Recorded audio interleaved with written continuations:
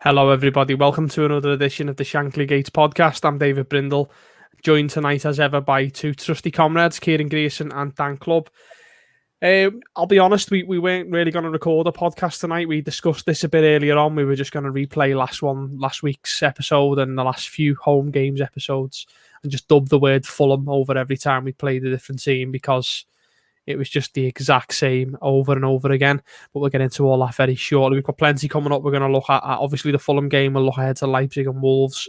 We'll also have a little chat about the Euros and the upcoming potential World Cup bid for the UK. We'll look at if international players should be allowed to go on international duty with the international break around the corner. And our hot topic this week is Klopp's future at Liverpool safe? Is he under threat in any way? Will the owners look to sack him if Liverpool miss the Champions League and the Europa League or one or the other? So we'll get into all that and plenty more. Dan, first things first, mate. It was like deja vu all over again, wasn't it? Yeah, it's Groundhog Day. Really disappointing, obviously. Like, I was surprised at the team. I think we all wanted changes, but nobody expected 7 changes. And nobody expected some of the changes he made. Well, I certainly didn't anyway. So I think there were positives to take from the fact he did change things up. I think he obviously sees it as a problem and tried to, resurrect what's been going on, if you like, at Anfield. But it didn't work. As many changes he made, the performance was identical. It was flat. It was lethargic. It was everything we come to not expect from Liverpool, really. Up until probably the last 10 minutes when we had to, throw caution to the wind, if you like. I think Fabinho coming on in midfield made a huge impact into how we play. But, without digressing too deep into the performance, it was exactly what we've seen for about what feels like 10 years now at Anfield, but for more like a month. Really bad. Yeah, it was. It was surprisingly similar, wasn't it, Kieran, to every other game we've played at Anfield in recent memory? Yeah, it certainly is, mate. It's same old, same old. I mean, I think obviously the number of changes. I think Klopp had he's got his eyes on the Champions League game midweek. I think, especially with making that many. We'll talk a bit more about that in a bit. But no, it is. I think that's the perfect phrase for it. Groundhog Day. It's been the same performance over and over again, just a different team turning up. Yeah, I just don't know where we go from it. I mean, change the players. It doesn't seem to make a difference. Just as Dan said, lethargic, tired. We just don't look like scoring at all. I mean, it's still that West Brom game last year when we scored from open play, and for me, I don't see where the next goal's coming from open play at home. So no, once again, really, really, really disappointing, and 6 straight league defeats at home. Yeah, I think it is the worst record in the whole of the English professional football leagues. 92nd out of 92 teams, 1 goal, 1 point. That's beyond relegation form. It's embarrassing, to be perfectly honest with you. There's issues there, obviously, with that, and we'll look at that. But what is the problem with Anfield, Kieran? Why are Liverpool so bad at home? I don't know. I mean, you go back to earlier in the season. It was a complete role reversal. I mean, the first half of the season, we were perfect at home. We were winning game after game, and it was away from home where we couldn't pick the points up. Then I honestly don't know what it is. It's a complete reverse at the minute. We can't seem to do anything at home, but away from home we look sound as. So I honestly can't put my finger on it. I mean, I expect, when you lose the first one, you expect to maybe struggle for a bit, but you certainly don't expect 6 in a row. I mean, the worst run in the club's history. So I honestly I just don't know what it is, because like you say, earlier in the season we were absolutely fine. Churning out win after win, not just churning out the wins, winning pretty comfortably. So to be honest, I haven't really got an answer to that. It's just really, really bizarre. Dan, where do you think it's going wrong with Liverpool at home? I mean, it's unprecedented to go from the unbeaten streak that they had not losing at home for like, was it 3 years or something like that? Then 6 straight and only score once. What's happened? I think a lot of it's down to, you've kind of just touched upon it in a way, the fact that we were so good for so long at home. I think finally losing, it was on the cards for a while, if we're honest. Like, we had a few dodgy performances, like we had a couple of draws here and there whereby we probably could have lost the game. And then to actually lose that record, I think they just look a bit devoid of confidence at Anfield now. And, you're turning up week in, week out. You're not getting urged on by fans like normal. And they were impenetrable at Anfield, and that's all gone now. And it looks like every time they turn up, they're almost hurt by what's happened in the last few weeks. So, we're getting away from Anfield now by hook or by crook, because obviously the Champions League game's in a different place. So it's probably for the best. Like, we got the international break coming up. That's probably for the best. As we know, like, I'm positive, but the Anfield thing's become a real chip on our shoulder, monkey on our back type situation. Whereas previously it was the opposite. I think the fact we've lost that invincibility at Anfield has almost spiraled out of control at this point. It really, really has. It's as you say, it's almost like once one went in, he kind of just went, "Oh, well, that's that record. Yeah, I don't really care anymore." Yeah. I think that's a good point, Dave. I think that first goal is massive for us. The amount of times we can see that first goal at home, the heads just drop. It might be different if we get the first goal ourselves. I think that does give us the confidence. But yeah, as soon as that first goal goes in against us, I think the heads drop there. Massively so. And I think we seem to be, I don't know what the word is, but we're just stale going forward as well at times. I think we mentioned this before we come on.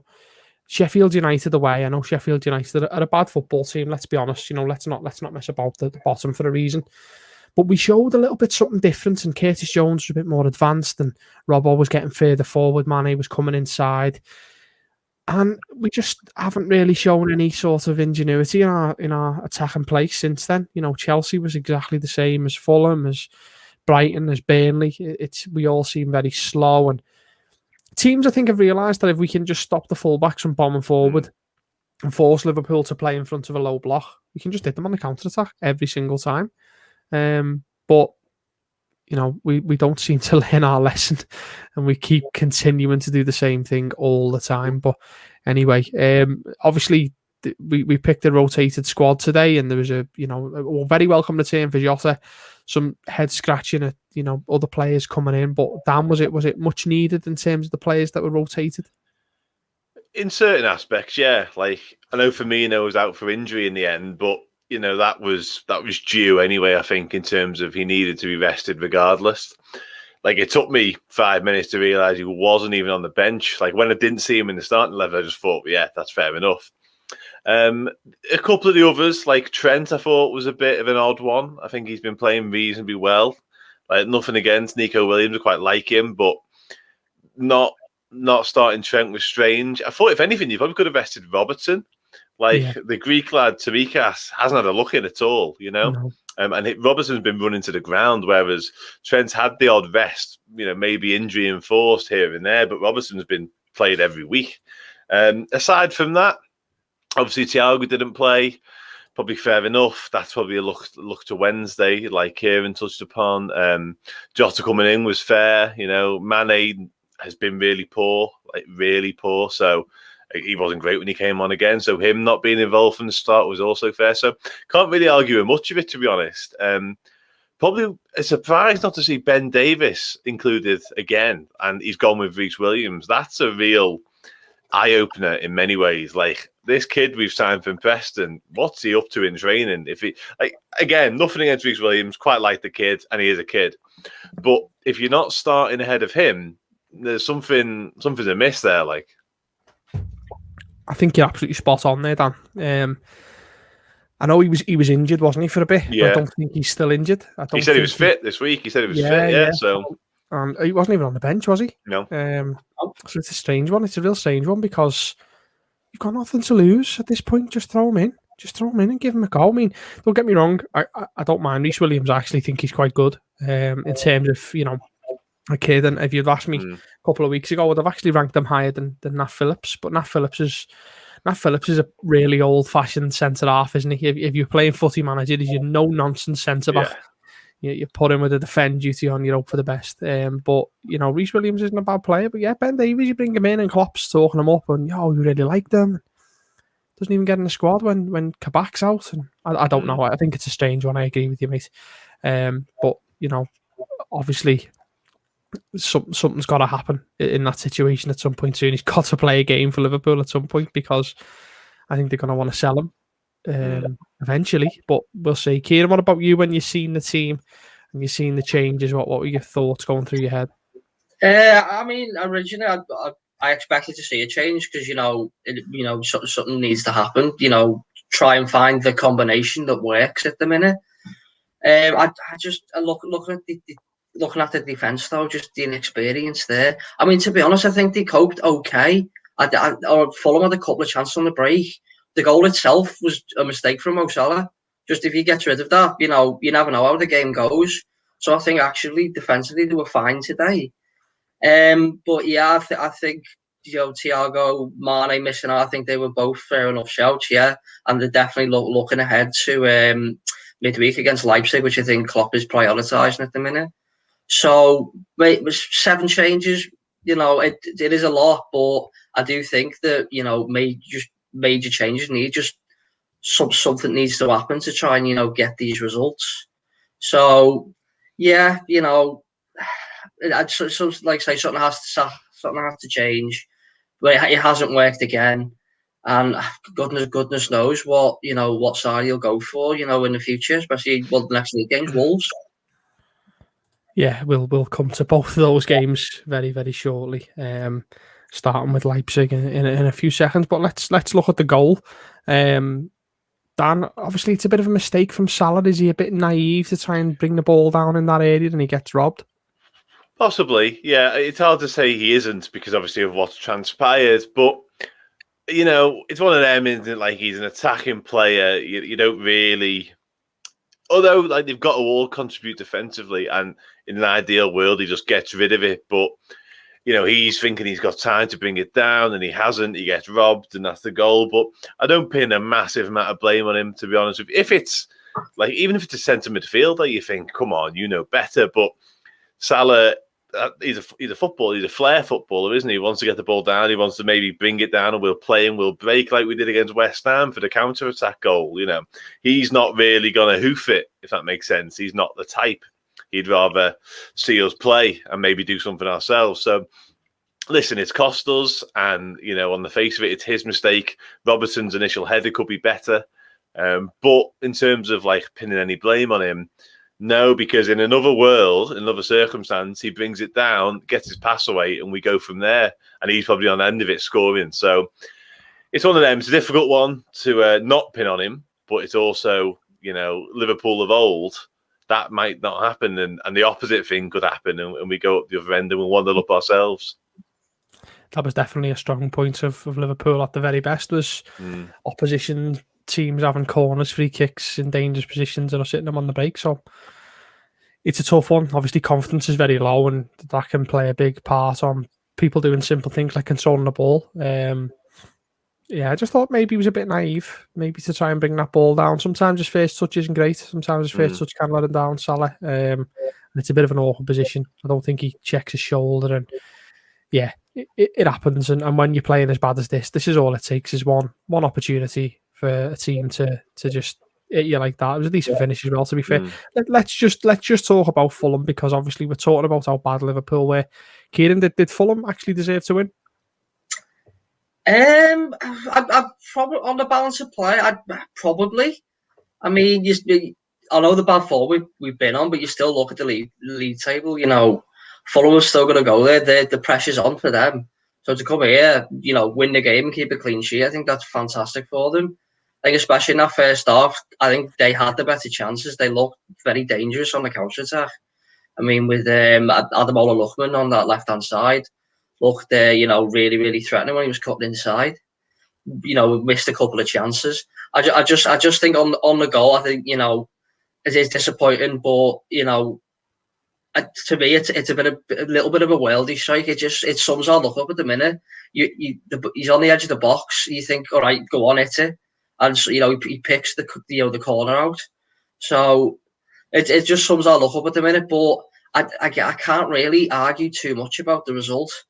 Maybe with that late push, we could have got a point. But no, certainly from me, I've got no complaints about that result today.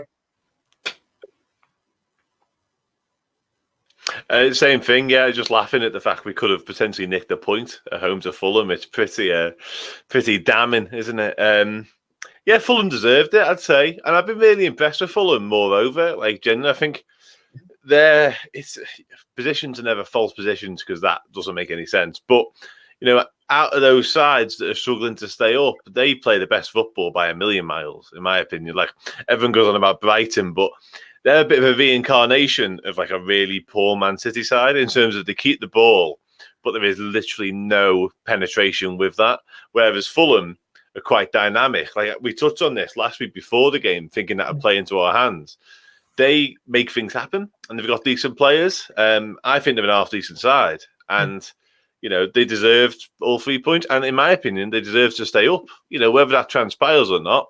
But look at Newcastle, and obviously West Brom, what they're going over, but Newcastle and even Palace, who are getting hammered now, they're better than them. Yeah, they are, definitely. And I think for them, I know Liverpool are really bad at the minute, but that for them could be massive in terms of confidence. And what a boost to go to Anfield and pick 3 points up. I think does that pull them level with Newcastle as well, or a point behind? I think, isn't it? That level with Brighton now, yeah. Yeah, so that's massive. That is huge for Fulham. As you say, I think Sheffield United and West Brom are pretty much down. They're done. But, fair play to Fulham. They've stuck with the manager, which is not something that we've said about Fulham in the past when they went through, a million managers in a month at one point. Even René Meulenstein got to go with managing that team at one point, didn't he? So fair play to them for sticking with Scott Parker. He's obviously shown himself to be a good manager. Questionable fashion choices today on the sideline. We deserve the point for that alone. Yeah. So I think someone tweeted actually that it says a lot that they're not talking about his coat. No one mentioned his coat. It says a lot about how bad Liverpool are. We'll compare it to Nagelsmann's whatever he decides to wear in the week as well. Yeah, another one with the questionable fashion choices. But yeah, not only was it a bad colour, it didn't fit. Scott, that's too small for you, mate. Take it off. Take it off. You're cold, just get a club coat. You know what I mean? Don't worry about it. Before we move on from Fulham, was there literally any highlights or good performances from anything in our team that you thought was, relatively worth mentioning? Yeah, I think having Jota back is a big plus. I don't think he was fantastic today. I thought he was better when he came on against Chelsea, but him being back involved is great news. I thought Keita did okay. And I think Fabinho is probably the other one I mentioned in midfield. I think that's shown. I've been harping on about it for weeks, to be honest, but he's probably the best central defender we currently have. But him in midfield protects the defenders better than anybody else. Him winning the ball back high up the field makes everything different, in my opinion. We were camped in their half when he came on, so it was probably quite easy for him to do that job. But if he can win the ball back and protect everyone around him, that makes us a better side. I just think we've got to put some faith in the centre backs we've got, the actual centre backs, and run with that. So hopefully, Jota will be one, and Fabinho in midfield will be the other. Hopefully. Yeah, I think Fabinho, obviously Jota, fantastic to see him back in the squad. We've missed him massively, and I just hope his momentum isn't cut down by the fact he's been out for so long. But you're right, Fabinho in defensive midfield, he needs to stay there because he's so important to our Liverpool play, and if you want to be successful, because he when we press, the front three will go after whoever we're playing, and then the next two midfielders come in behind and fill those gaps out wide. If that team breaks past that little bit of the press, Fabinho's there and he's usually in the right place. 8 or 9 times out of 10, he gets the ball back. He was nicknamed the Lighthouse, wasn't he, at one point, to just being able to just see the danger and pick it up. But by Pep Linders. So it's massive. It's massive to get him back in there. Personally, I quite like Keita. I like seeing Keita back in centre midfield. He just offers us something a little bit different. Yeah. He tries to go forwards. He tries to dribble with the ball, and he's positive. He's positive, and I think we need someone like that in central midfield. He can only get better the more he plays. Kieran, anything for you in there, mate, that you wanted to pick up on? No, just more of the same, mate. From what Dan was saying, it's just good to see for once players coming back from injury instead of players getting injured. So fantastic to see Jota, Fabinho back. Keita, coming back, another dimension to the side. So yeah, that small positives, but we've got to try and look for positives at the minute wherever we can. So hopefully more players coming back. Let's see where we can go from here.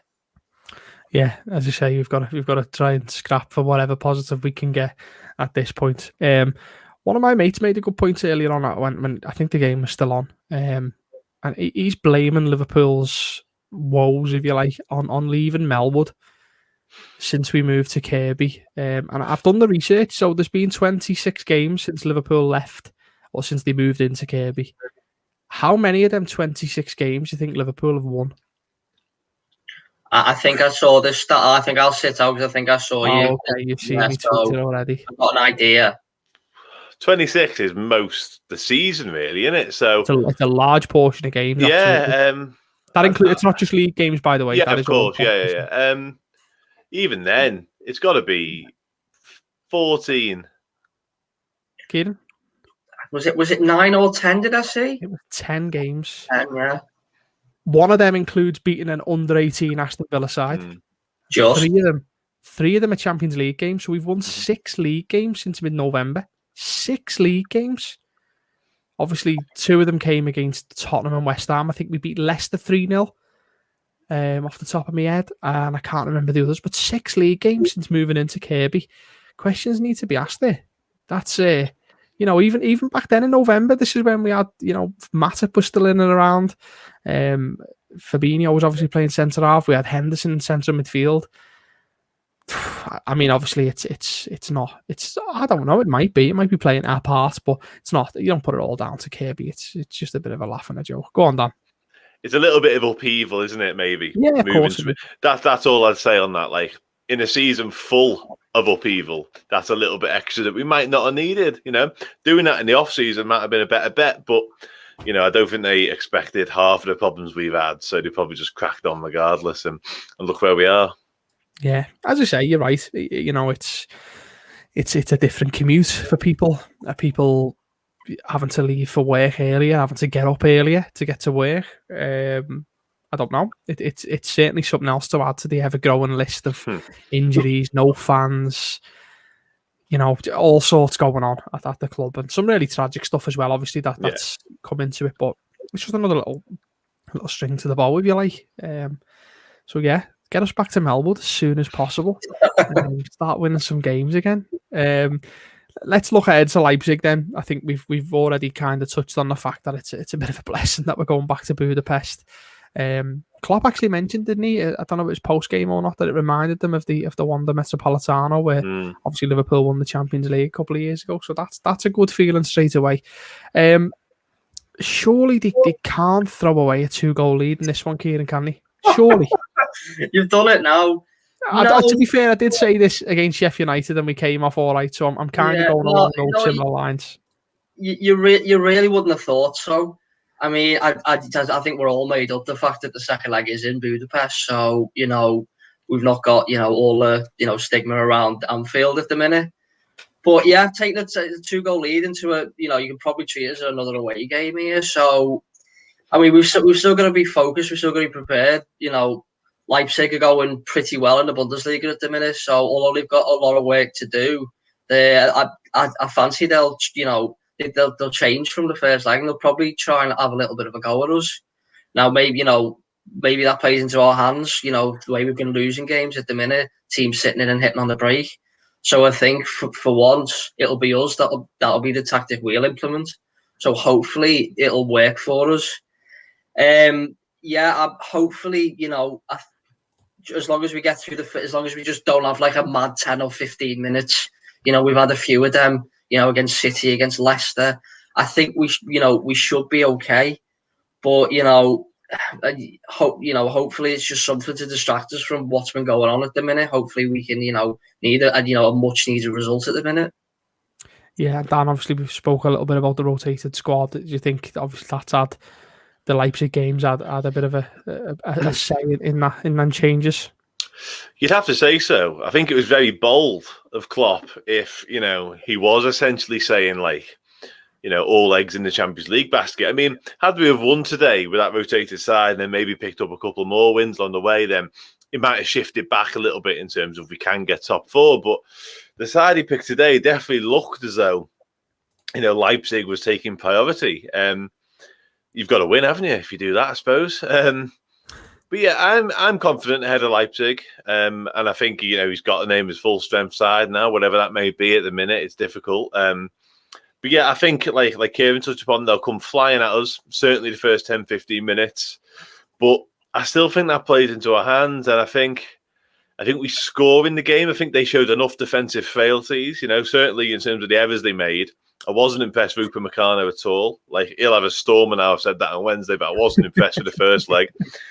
And I think Angelino, I think I picked up on it before the first leg. Like, he is essentially a winger. And if you want to play your left back as a winger against us, where, in my opinion, like our best two attacking players have been Alexander-Arnold and Salah, then that's fine. And I just think we'll pick them off again. And I think it might be a similar performance to Atalanta away into, well, hopefully 5-0 as well, but more in terms of the Jota, Salah and Mane front three as opposed to the Firmino one, and maybe look to counter-attack as opposed to play our way because we can afford to. Like Atalanta, a decent side, and they played quite attacking football, and it just suited us so much. So optimistic, to be honest with you. And then, touch wood, it'll all be down to who we get in the next round, because I don't really want anyone that good until a bit later, to be honest. Yeah, we were saying, weren't we, before the podcast, it'd be so good if Liverpool were to finish 9th but win the Champions League. That would annoy several people. You've touched a bit on team selection there, Dan, so I'll come to you, Kieran. What are you expecting from team selection? Because obviously you've had no Firmino, you've had no Mane today against Fulham. You've had no Wijnaldum didn't play. Yeah, Wijnaldum did play, didn't he? Yeah. You've had no Thiago play. You've had a lot of changes. Are you expecting all of them to come back in, or does anyone keep their place from the Fulham game? I mean, he's got to play. He's got to play. His best team with all the changes he's made. So I'd be Alisson at the back. Alexander-Arnold comes back in definitely. Fabinho will come back in. I don't know where he'll play him. I agree with what Dan says. I think he's much better in the midfield, so I think he has to play there. So that obviously leaves, that would be Phillips and Williams to keep the place in the back, unless he gives, I don't know, Ben Davies a go. We don't know where he is. Who knows? So, and then obviously Robbo to keep his place at left back. Skipping forward to the front three, I think Mane, Jota and Salah, I think that should be the front three he goes with. Like we did in Atalanta, I think that'd be perfect for us to hit on the break, which is, I think, what we've got to do in this game. I think Thiago comes back into the midfield, obviously given a rest today. And so it's a choice with two midfielders. Probably, I'll probably bring Curtis Jones back in, because I think he's been, he's been one of the better players for us this season. So, so I'd probably stick him back in, and probably Wijnaldum. So I do expect quite a few of the players that were missing today to come back into the side for obvious reasons. A game that we just have to get, a draw, well, even a 1-goal defeat at worst. Yeah, I'll be honest. I think Firmino plays. I think that's why he's been rested today. He was injured, wasn't he? But I think he'll come back. I think he's the type of player that Klopp's probably sat out with an injury in the hope that he'll play. And I think we might see Jota play as well. I think we might see all four of them play. We'll see. It'd be interesting if Salah gets dropped. with all the talk that was after the last week when he got hooked off, and obviously the whole story behind it that he was asked to track back and he never, and all that. So it'll be interesting if he gets dropped, which you can't see. But yeah, it's as I said before, surely they can't throw away a 2-goal lead, even with away goals. Surely they can't do it. But the way things are going right now, I would not be surprised at all. We'll finish off then with predictions for it. Kieran? I think a first goal is massive here in this. So unless it's really late on, but yeah, any result that gets us through. So I'll probably go with a 1-1 draw. You know, something like that. We score early and kill the tie, hopefully. So I'll go 1-1 on 1-1 on the night. Okay, Dan. Exactly the same. I'd love to steer away, but I can't. I think it's got 1-1 written all over it, in my opinion. I really do. Just want to touch on the team. I think Kabak probably comes back in. Yeah. He obviously was out with a knock today, but it really was a minor knock. No one's been, convinced by him whatsoever. But if it means getting Fabinho back into midfield, then that's fine by me. So yeah, Kabak comes in and 1-1 for me. That's quite pessimistic for you, mate. Gets us through, though, doesn't it? It gets us through. It does. Gets us through. So I'll be honest. I was going to say 1-1. So I'll probably say 2-1 Leipzig, because if we still get through, but it'll just be a little bit ropey for a bit. And I would like to see Kabak comes in if it means Fabinho goes into midfield as well. I do agree with you there. Don't want to see Kabak come in and Fabinho go at centre half, and you've got Phillips and Williams who can play there. Throw them in there. So yeah, let's see how it goes on Wednesday night in Budapest.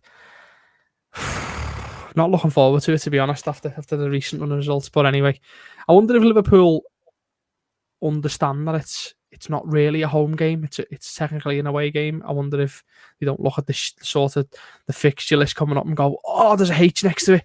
We're gonna lose. We're gonna lose." You know what I mean? I hope it transcends that. Let's come away from Liverpool for a little bit. Let's talk international football for a couple of bits. There's loads going on about international football. I'm not its biggest fan anyway, but there's plenty going on. We'll start with the Euros. So obviously the Euros were cancelled from last year. They are still scheduled to be played this summer. Fingers crossed, should go ahead. UEFA are still adamant on plans that they'll be played across the continent in all sorts of different major cities. But Glasgow and Dublin are currently under threat from holding games because of coronavirus restrictions by the government in Ireland and Scotland. But certainly Wembley is due to hold a lot of games. And as I say, major cities around Europe are scheduled to hold the games. Kieran, do you think that's a good idea at the current situation to have teams travelling all over the country and all over the continent? Personally, no, mate. I don't think it is. I think we've seen, certainly by the last international break, which was, I think was back in November, I think that's when we saw the players flying around Europe and around the world. We saw how the number of cases went up dramatically. How many came back, tested positive. It was a bit chaotic. So for me personally, I get it. They promised all these countries, all these venues, these big games, which will help promote these cities and countries. But just the way things are, I think they have to, for me, take a bit of common sense and host it in one particular place. Whether that's England, whether that's I don't know any other one country, and then look to have this, because I do think it's a good idea. I was on board with it, so something to look at for maybe 4 years' time, whatever the next Euros is. But I just think at the minute for this particular Euros, just pick the one country so everyone's just in the same place. Dan, what are your thoughts on this? Yeah, exactly the same, really. Like, we're talking about Liverpool's game, not even being able to get played at home this week because of German restrictions. It's that conflicted, if you like, people's opinions, and different governments, different countries have got different things going on all the time, let alone cities. It can be based on city to city, region to region. So to think it's going to be okay to host a tournament in 12 different countries in like 3 or 4 months' time is a bit far-fetched, in my opinion. Like, if we're talking 6, 7, 8 months potentially, but different countries with different stages with the vaccine as well. Like, we're doing relatively well in terms of getting the nation vaccinated, but other countries are behind us. And those countries are probably in that list of 12. So it's really optimistic, in my opinion, to say it's going to happen, because you can test all the players, but you can't test all the people that are going all the time. It's just not feasible. If you're going to have a good tournament, which is what we want, hold it in one place and make that the place that's in the best position. So if it's the UK, put it in the UK. We might be able to have fans here by the sounds of it. So why would you not do that? Why would you send it to countries that are still in serious lockdown? It's just, and it's a no-brainer in my opinion, but that doesn't mean it'll happen, obviously. No, I think you're right, mate, and it's a good point. Obviously, this country is, one of the small shining lights of Brexit has been that they've been able to kick ahead with the vaccine and vaccinate quicker than the EU have. And I think, are you putting that at risk by travelling around Europe and having people mixing with the EU when there's a travel ban on? I don't know whether that's a wise situation. The other thing that people are knocking around and saying it might happen is that England could host the entire tournament. And that makes sense, I suppose, in terms of having it all in one place. But does that then impact the country, do you think, Dan, in terms of, getting the virus out? I mean, obviously, you'd have to say yes. Certainly, if you've got a lot of, if you was to have fans coming in from abroad, then that's a whole different ballgame altogether.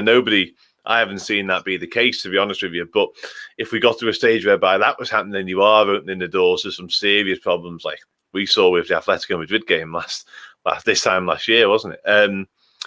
So yeah, that's a serious issue. I'd have some serious reservations about that. But at the same time, like, if we're where we should be by June in terms of the vaccine in this country, then we are certainly going to be in a position to host it. Like, it's my firm belief that once people are vaccinated, who want to be anyway, then we can kind of open the doors to this country into normal life once again, because it's such an important thing to have done, that there's no reason why we couldn't host it. But I would have reservations about opening the doors to all and sundry from all across Europe. I think that's a problem in itself. Kieran, do you think we've seen the end of tournaments? And I know it's a bit of a wider scale thing, but like all sorts of fans travelling in mass numbers, do you think this is kind of the end of that for European Championships and World Cups? I think it could be. I mean, obviously these are unprecedented circumstances at the minute. I mean, we've seen nothing like it. But we'll have to wait and see. I mean, I think UEFA or FIFA will always try and, in my opinion, make the most money out of whatever show they can put on, basically, for the world. So it could possibly, but as we've seen, certainly from us, the fans make a massive difference to any football match. The atmospheres you get. So not too sure, but again, we'll have to wait and see what the what UEFA come up with, because they'll have to come up with something very quickly. Yeah, there's not a lot of time until the tournament's actually going to happen. I think we're going to be okay in terms of the tournament itself, because we should be able to keep people safe, keep the squad safe, even if you take a sort of cricket approach to it and put them in bio bubbles for however long they need to be in there, just over a month and a bit, which is not ideal for the players. Obviously, you look at former tournaments where players like to go and see a bit of the country that they're visiting. It's not every day that you might get to go and visit that country, but it could work in England's favour, certainly, if it works and if it all stays in the country. I ask you about travelling and stuff like that, because England or the UK are going to bid to host the World Cup. I think it's 2038. I'm not sure, or 2034. Or is that even right? I don't even know if that's right. It's 2032 or 2036. I think 2030 it is. I think it's 30. Yeah. Right. Yeah. So I'm going well past, way past it. But yeah, so Boris come out last week and said they're going to put the money aside to bring the World Cup, and obviously the phrase of it's coming home and all Irish football coming home, blah blah blah. What do we make of a World Cup coming to England? I'll come to you first, Kieran. Well, I mean, I suppose from my point of view, I've never seen a World Cup in England, so that will be a good thing. But in terms of it coming home, I saw something wonderful on Twitter the other week. I can't remember who it was from, But 2030 will mark the 100th anniversary of the World Cup.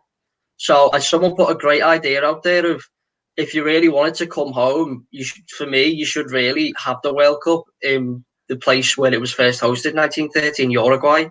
And for some reason, that just hit in my mind of that's such a wonderful idea.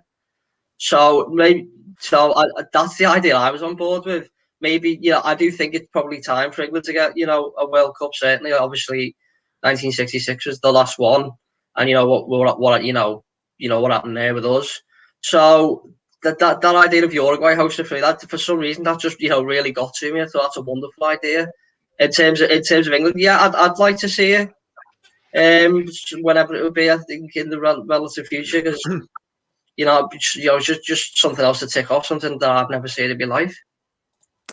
I like your point about Uruguay, but unfortunately, that's probably not going to make a lot of money, and that's that's the issue, isn't it? But that doesn't matter to FIFA anymore. FIFA want to build legacies, like they are in Qatar, some legacy that.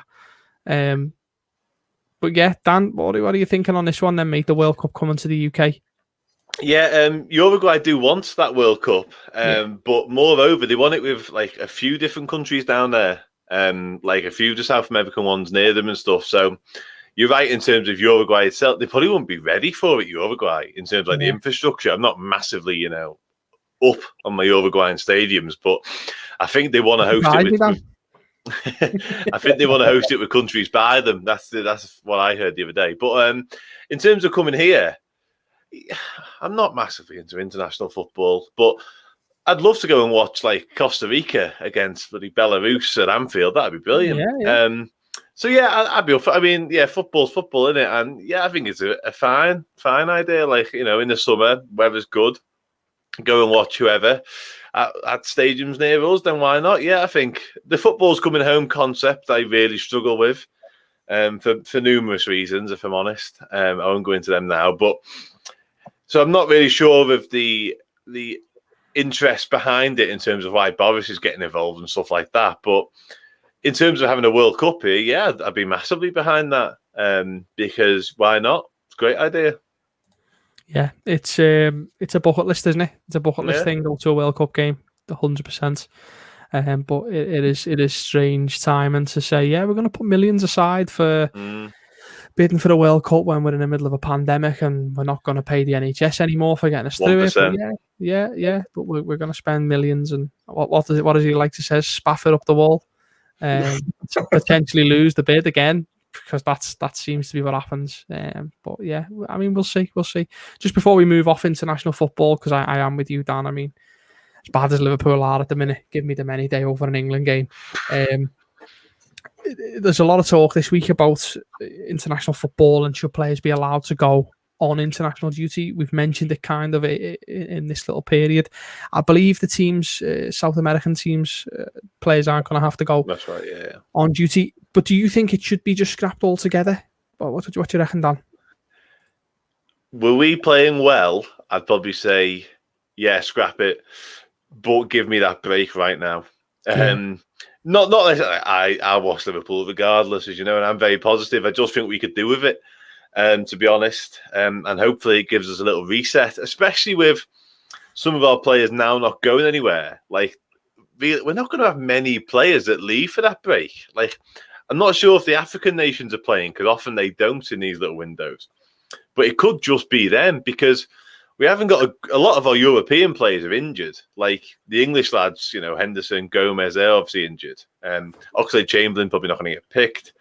You could go through Jota, will probably go with Portugal, I guess. But we're not going to lose many with the South Americans not going anywhere, So, yeah, I'd probably say, keep the break, keep the internationals going. But that's from a Liverpool perspective. From a more common sense perspective, it makes absolutely no sense, because, like Kieran touched upon earlier, we've seen what happened last time. It was no coincidence that cases started to rise and Premier League games started getting postponed like 2 weeks after the international break. Like, that's almost a shoo-in to happen again, in my opinion. Like, you can keep these people in bubbles as much as you like, and all the testing, all the protocol, but, in leagues around Europe, people still keep testing positive. So there's no foolproof system to this.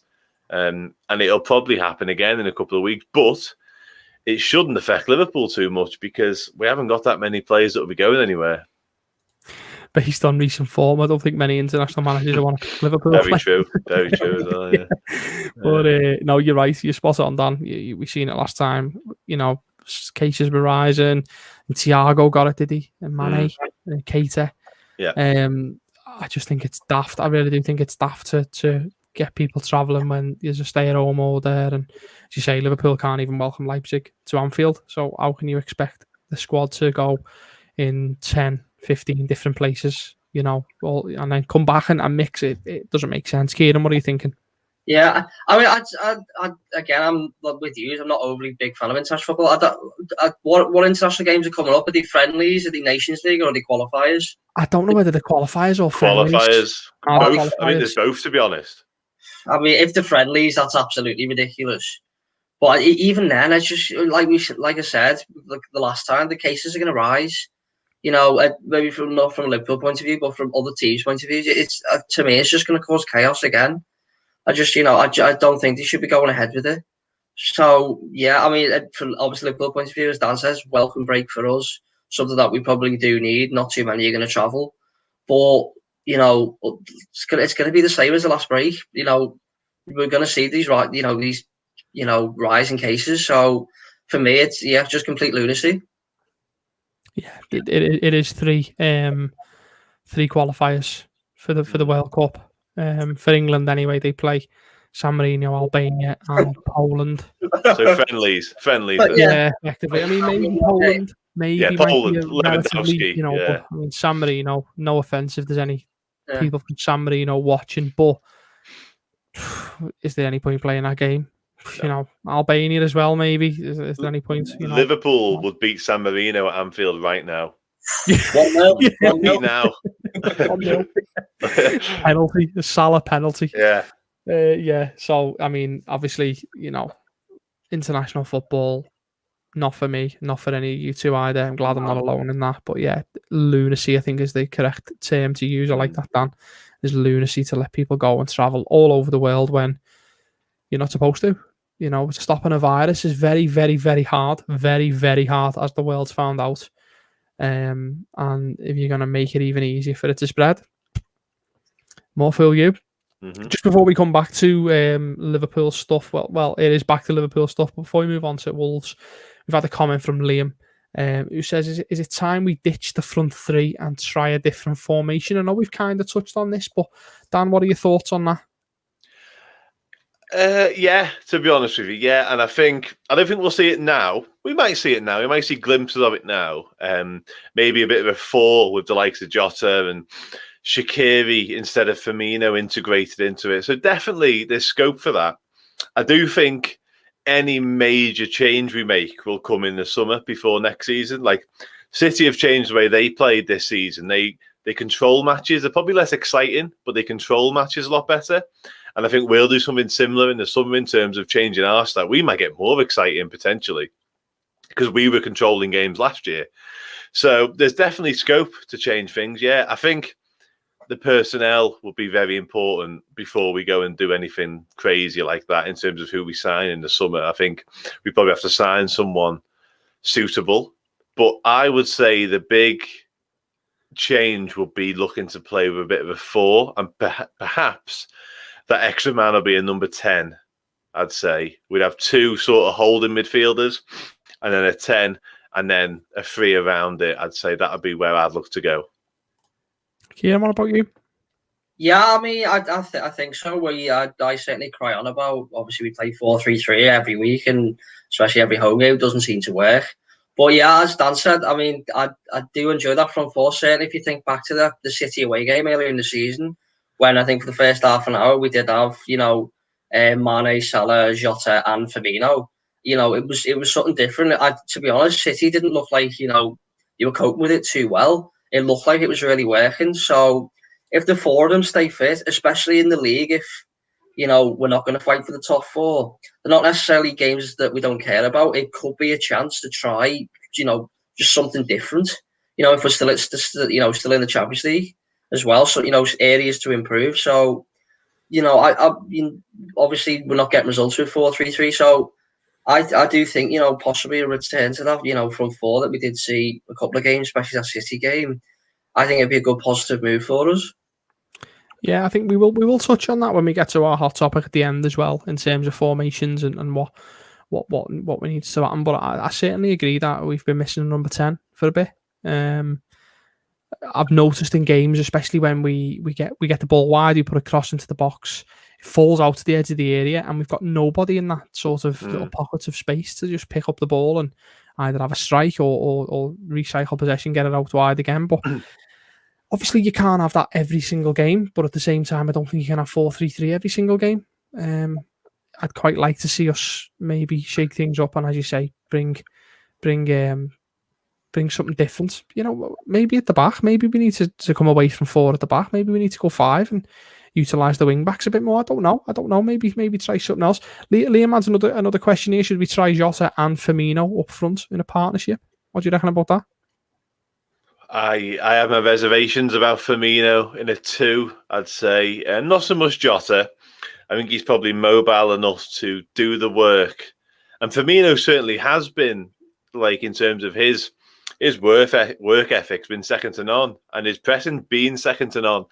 I just have serious concerns whether Firmino has lost his ability to do that, if I'm honest. I didn't want to say he's past his prime or he's on the downward spiral, but I just think this season, none of them have been great this season, so it's harsh to criticise him. I just think he's lost a bit of that intensity to his running.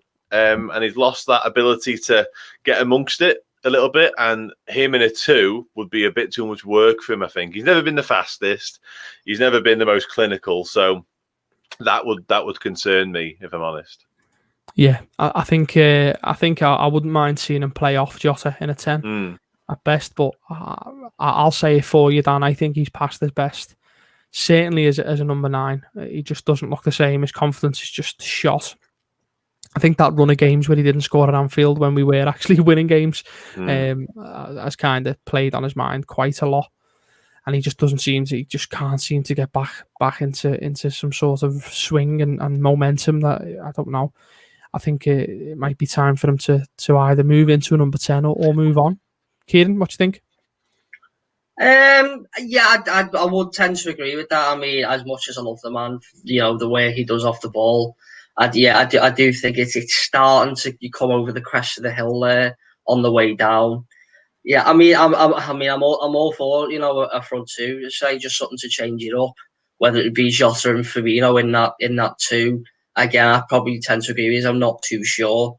So yeah, obviously I'm talking about changing the formation. A front 2 could possibly work, but yeah, I do have my, as Dan said, I do have my reservations about Firmino in that role.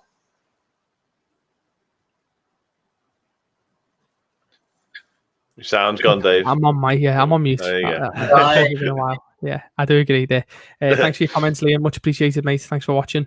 So yeah, let's talk then. We'll touch on Wolves in a minute. Let's get to our hot topic. Obviously,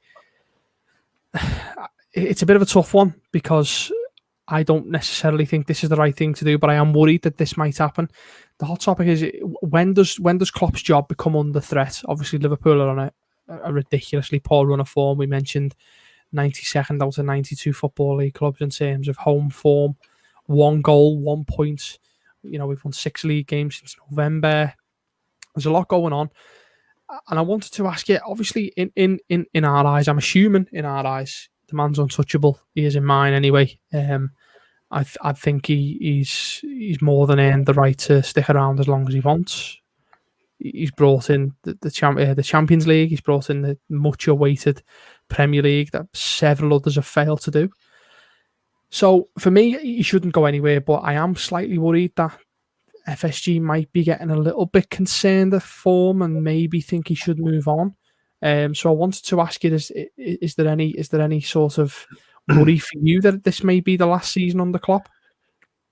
Not for me personally. Do you know what? I think if we had our full strength squad and everything was normal, as a season goes, fans and everything else that goes around it, and this would have happened, I think it's a different conversation.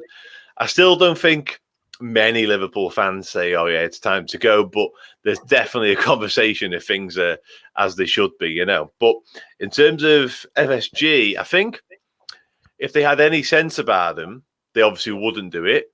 I certainly don't want it to happen, but what you've got to consider here is other clubs probably would have acted. Like you look at Chelsea, you'd probably be long gone by now. But with the FSG thing, like they've got to understand the financial constraints they've put on him. Like certainly, you know, in January, and not many other managers would be that patient and would be as patient as Klopp has been throughout his reign. Like most of the managers in world football now, like really good ones, want money to spend time and time again. Like you're looking at Pep, you know, Mourinho, any manager really. Not many of them come in and say, "Oh yeah, don't worry, I'll work on a shoestring budget and I'll sell players to buy players, no problem whatsoever." To get that from an elite manager now is just unheard of. So FSG have got to think, we're not going to find that in anyone else. Like, not only is he a wonderful football manager, he is incredibly understanding of this football club's ownership and the way we're run. So FSG simply don't. I can't think of anyone else that would do that under that such a constraint, you know. So for me, it doesn't happen, and for me, it's just not even a question. I'm inclined to agree with you in the sense that for me, the big thing is there's nobody better out there. There's literally nobody better out there. He is a top class manager. And Dortmund, I've said in the past that when they let him go, they made a mistake. They should have backed him. And I think this is the point that Liverpool are at now. If you look back at when he signed his new contract, which was an amazing time as a Liverpool fan, we were kind of on the brink of winning the league at that point anyway. He signs a new contract. He actually says, obviously this isn't word for word, but he kind of said that it's his job to make sure that the future of this club is now looked after and that he leaves it in a better place, basically saying he's going to rebuild it to leave it for a future generation. And I think that's where we are. That's where we are, unfortunately. I know we've mentioned this a few times, but we've got plenty of players approaching 30. Unfortunately, these players don't last forever. We have to cash in on some of them and rebuild the squad. I've seen a GoFundMe page has been set up to sign Kylian Mbappe, which, I mean, come on. We just have so many weirdos who support Liverpool and just make show of us all the time, don't we? But one of my mates, who's a Manchester United fan, tweeted today that everyone's saying how bad this title defence is from Liverpool, but they forget that Chelsea and Leicester in back-to-back seasons, I think they say it was 2016, 2017, they finished 10th and 12th respectively after winning the league. You know, so it's not unprecedented in terms of how poor we've been. It kind of is for us because we've been that good. But at the same time, it's not unprecedented for champions to sort of drift off the next season, especially how consistent we've been for 3 years under Klopp, or 2.5 years, let's say. We've been phenomenal, so you've just kind of got to accept and move on from that. Kieran, where do you stand on this? And are you at all worried that FSG might be debating this at all? I am slightly worried, not too much though, for a few reasons. Well, firstly, for me, he's untouchable. He's give the club, and you know, for me, from a selfish point of view, everything I've ever wanted. So the man's untouchable. Yeah, for me, Jurgen Klopp goes when he wants to go, not when he's told to go. But you know, like we said, at the minute, I know obviously all things seem bad at the minute, but who else does a better job? For me, I can't think of anyone else who would have us in a better position at the minute. So, yeah, for me, he gets the club. He understands the owners. It's whether no, they can't. They can't get rid of him because I think it's a huge backward step for the club if they do. For me, I don't see that. It wouldn't work. But yeah, for me, no other manager at the minute would have us in a better position. If anything, it'd be for me a lot worse. It's an extraordinary season. Not just even if we've got a full fit squad, it's still an extraordinary season for the fact we'd have no fans in any way. So I still think Jurgen Klopp deserves a lot of credit even for this season. Never mind, all the stuff he's done in the past. So I'd like to think not on a happen, but it's football. You can never say never with anything anymore. Absolutely. I think we're all in agreement, aren't we, that he's untouchable. In my eyes, he's untouchable. In your eyes, he's untouchable. The man will end up having a statue outside Anfield one day. I am sure of that. But I am concerned because the Americans can be ruthless. They can make changes. They've done really, really big things in Boston where they've let top players walk away in Boston. Mookie Betts was let go from the Red Sox, and obviously there's no transfer fees over the head. He just let him walk. So I am concerned. Liam's back with another question. This is quite a good one, to be fair, because we're looking at it from an FSG standpoint. But is Klopp more likely to walk due to the constraints or be sacked? What's more realistic, do you think? You'd say the constraints, certainly this summer, because it's blatantly obvious we need investment and we need not an overhaul. That's too strong a word, but we need money to spend. Like, if we're going to challenge again next season, we will have to invest in the squad. Now, I think we'll sell 4 or 5, if I'm honest, and I think we'll reinvest that money, which we've always done in a way. But there's no doubt about it. Like, we need money off the owners this summer. If not, if we start this next season with this same squad, regardless of players being fit or not, we don't win the league next year. There's no way, in my opinion. Like, Klopp's worked miracles with this bunch of players. That's not going to happen again. So there would be scope for him to say, you know what, I've done enough with this squad now. Like, I've took them as far as they can go, and that's it.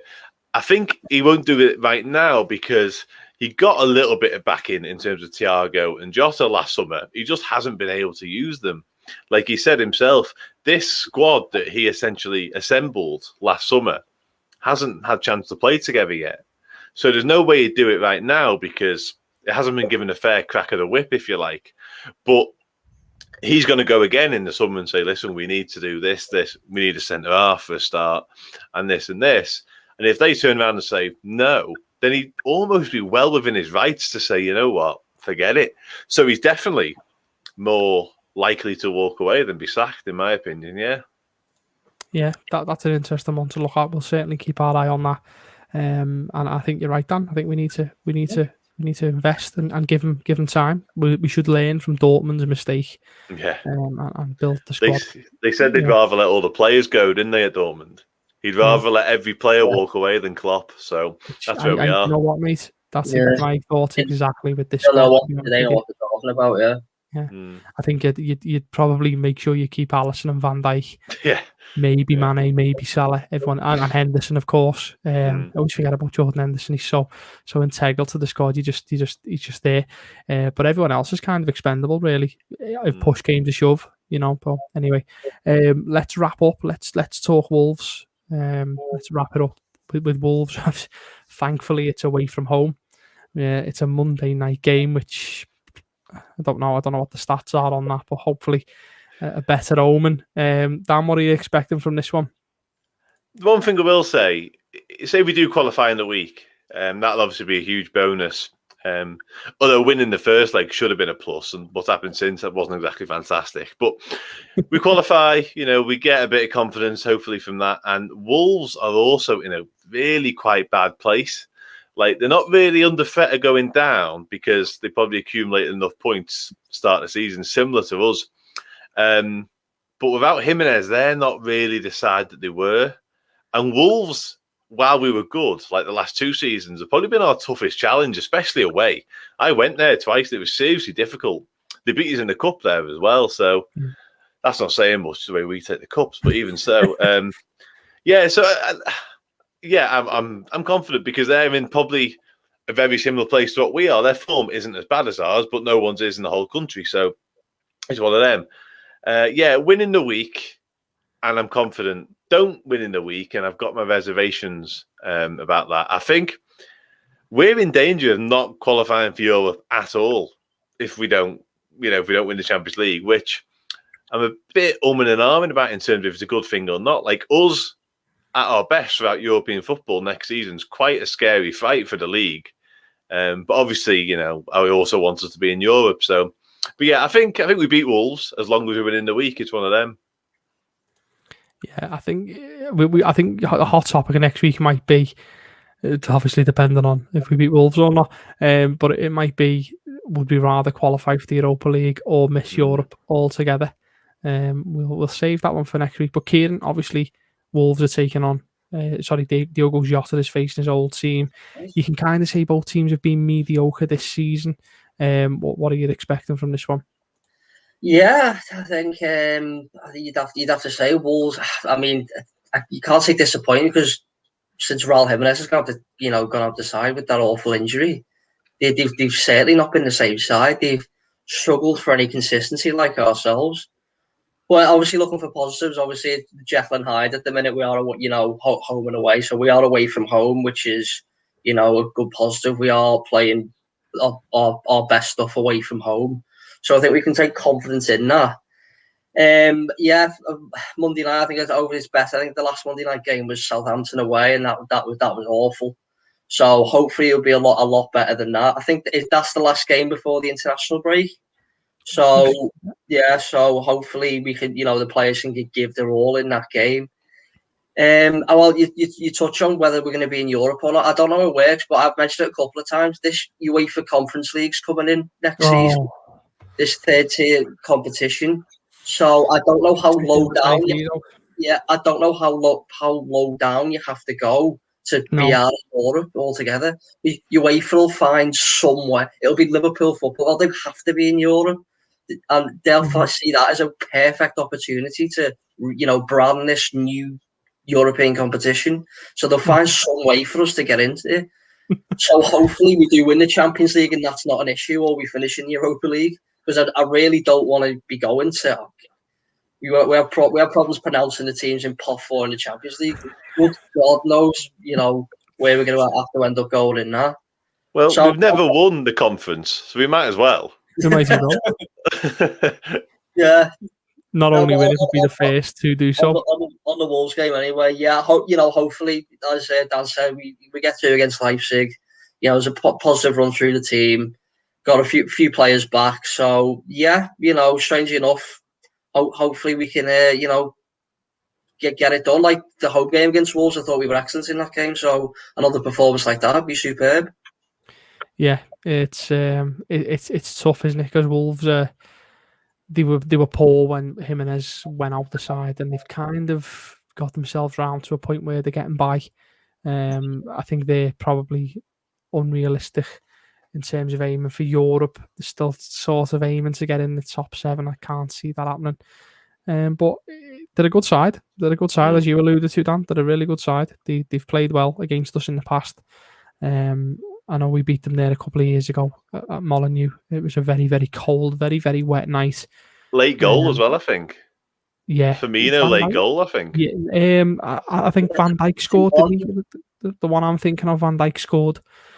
And it was absolutely teeming down. There was a 2-0 post game.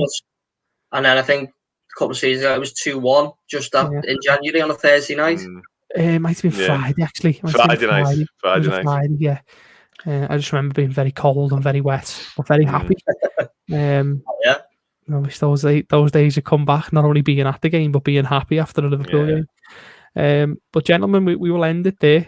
It's been a pleasure as ever, talking through everything and getting your insight on it. I do appreciate your time.